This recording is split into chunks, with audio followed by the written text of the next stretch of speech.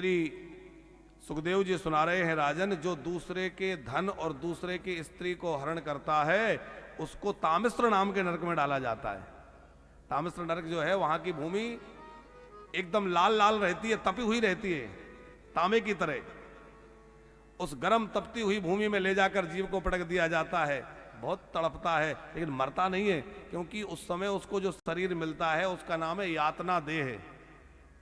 उसको चाहे काटा जाए चाहे जो किया जाए पर वो मरेगा नहीं, क्योंकि वो भोग भोगने के लिए ही वो देह मिलती है। 3 तरह के शरीर हैं हम लोगों के पास।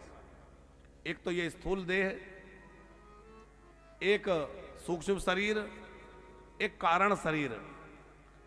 तो सूक्ष्म शरीर वो है जिससे हम लोग वहां जाते हैं और वो सब भोग भोगते हैं, ये स्थूल शरीर है।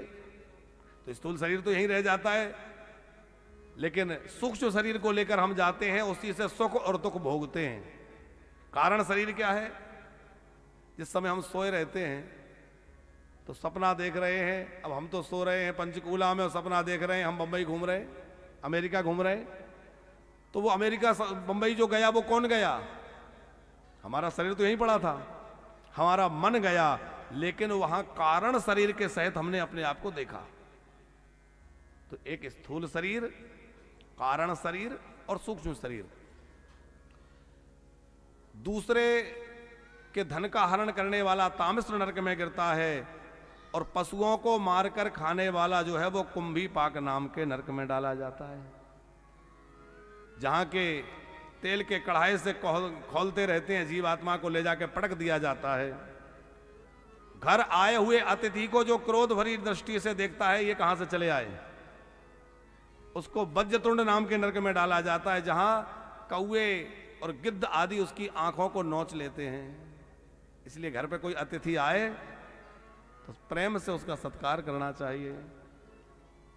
रौरव नरक, तामिस्र, अंध्र तामिस्र, बड़े भयंकर भयंकर नरक हैं, और उनका वर्णन जब श्री सुखदेव जी ने किया तो परीक्षित जी बड़े कांप गए। बोले इतने भयंकर नरक क्यों बनाए? बोले राजन, ये नरक तो जीवों की शुद्धि के लिए बनाए हैं।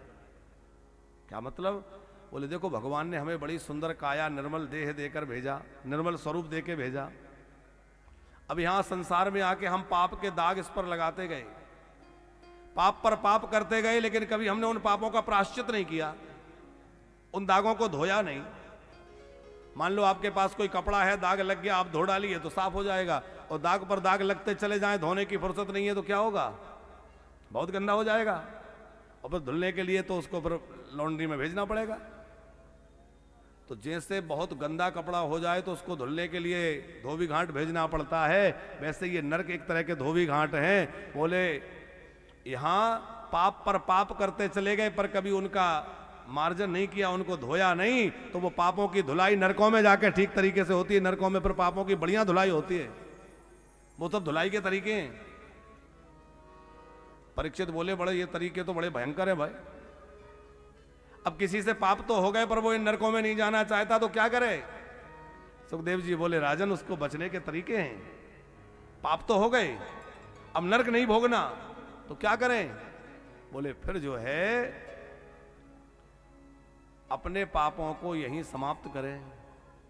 मानो दाग धो डाले, तो ऐसा क्या साधन है जिससे सारे पाप मिट जाएं?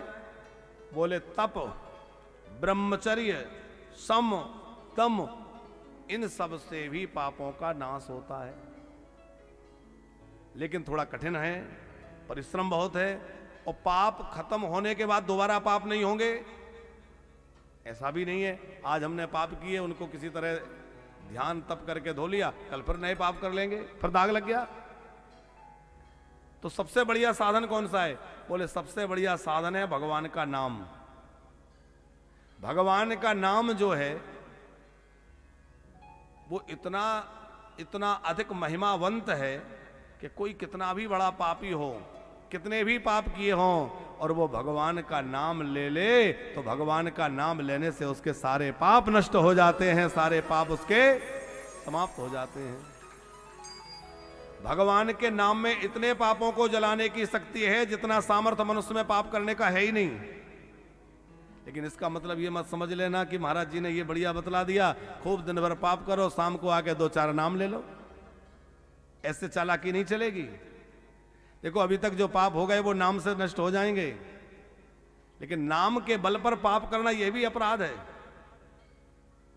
हाँ, जो पाप बन गए, नाम महाराज का आश्रय लीजिए, वो सब पापों को समाप्त कर देंगे। जैसे कपास का रुई का कोई पहाड़ जैसा बना हो और उसमें अग्नि की एक चिंगारी गिर जाए तो वो जल के भस्म हो जाता है, वैसे किसी के पहाड़ जैसे पाप भी हों और एक नाम भी यदि वो प्रेम से ले ले तो भगवान का एक नाम ही उसके सारे पापों को जला सकता है। कि जासु नाम सुमिरत एक बारा, नर तरहि भव सिंधु अपारा। जासु नाम सुमिरत एक बारा, नर तरहि भव सिंधु अपारा। अरे एक बार नाम लेने से ही सारे पाप मिट सकते हैं, और जिसकी जिह्वा के अग्रभाग पर सदा भगवान का नाम सुशोभित रहता है उसका तो कहना ही क्या है। देखो चारों युगों में भगवान के नाम की महिमा है, लेकिन कलयुग में तो विशेष है। क्यों? बोले कलयुग में योग, यज्ञ, जप, तप करना बहुत कठिन है। सबसे सरल क्या है? भगवान का नाम।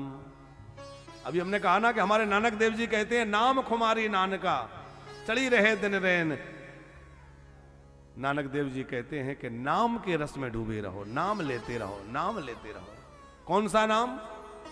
नारायण, राम, कृष्ण, गोविंद, दामोदर, आपको जो नाम प्रिय लगता हो।